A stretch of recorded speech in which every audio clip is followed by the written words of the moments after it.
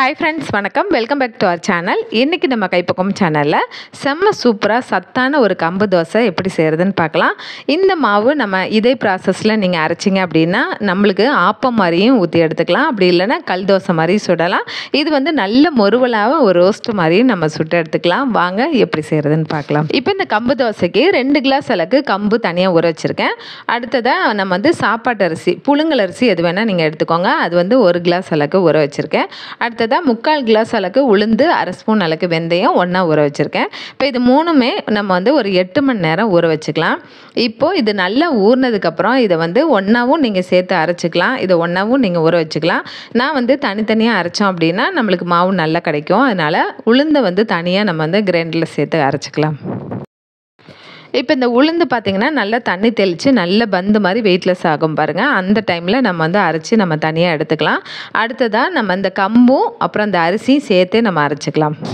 இப்போ நான் இந்த மாதிரி தனித்தனியாக அரைக்கிறேன் பாருங்கள். அந்த மாதிரி அரைக்கும்போது லைட்டாக கொரகொரப்பாக அரைச்சி எடுத்துட்டிங்கன்னா நீங்கள் இட்லிக்கும் உங்களுக்கு சூப்பராக வரும்.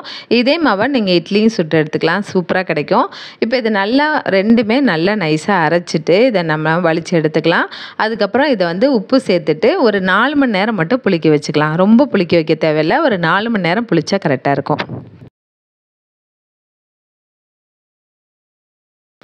இப்போ பாருங்கள், 4 மணி நேரத்தில் நல்லா பொங்கி வந்திருக்கு. நல்லா சூப்பராக நம்மளுக்கு கரெக்டான புளிப்பு இருக்கும். ரொம்ப புளிக்க வச்சிங்கன்னா நல்லா ரொம்ப தோசை சுடுறதுக்கே வராது, ரொம்ப புளிப்பாயிரும்.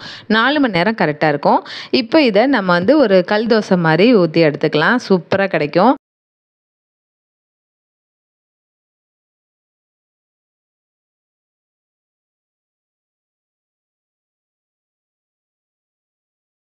பாருங்கள், நல்ல செவன்னு நல்லா கிடச்சிருக்கு. அடுத்ததாக பார்த்திங்கன்னா நம்ம வந்து ஊத்தாப்பம் மாதிரியும் ஊற்றி எடுத்துக்கலாம். இது வந்து நம்ம ஆப்பம் மாதிரி ஒன் சைடாகவும் நம்ம வேக வச்சு எடுத்துக்கலாம். அதே மாதிரி நீங்கள் வந்து இந்த தோசை வந்து கிறிஸ்பியாக வரணும் அப்படின்னா ஸ்டவ்வை நல்லா லோ ஃப்ளேம் வச்சுட்டு அதை நீங்கள் மாவு கொஞ்சமாக எடுத்துகிட்டு மெலிசாக நீங்கள் வந்து பரத்தி விட்டுக்கோங்க. அதுக்கப்புறம் எண்ணெய் சேர்த்துட்டு சைடெல்லாம் எண்ணெய் சேர்த்துட்டு இதை வந்து நீங்கள் அப்படியே வந்து ஓப்பனில் வேக விடலாம். இல்லை க்ளோஸ் பண்ணி வேக விடுறீங்க அப்படின்னா நம்ம தண்ணி வடியாத பிளேட்டாக நீங்கள் க்ளோஸ் பண்ணி வேக விடுங்க.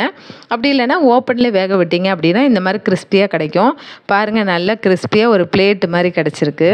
இந்த தோசை செம்ம சூப்பராக வந்திருக்கு. நம்மளுக்கு கல்லில் ஒட்டாமல் கிடைக்கும். இதே ப்ராசஸில் நீங்கள் செஞ்சு பாருங்கள்.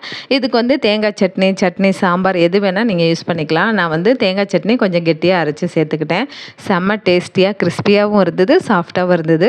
இந்த மாதிரி ட்ரை பண்ணி பாருங்கள், உங்களுக்கு செம்ம சூப்பராக இருக்கும். அதே மாதிரி எப்போதும் நம்ம வந்து சுடுற தோசை மாதிரியே வரும், டேஸ்ட்டாகவும் இருக்கும்.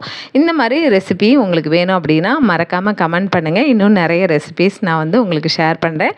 வீடியோ பிடிச்சினா லைக் பண்ணி ஷேர் பண்ணுங்கள். சேனலை சப்ஸ்கிரைப் பண்ணி பாருங்கள். பெல் ஐக்கானை ப்ரெஸ் பண்ணுங்கள். உங்களை நான் அடுத்த ஒரு சூப்பரான வீடியோவோட சந்திக்கிறேன். தேங்க்யூ, பாய்.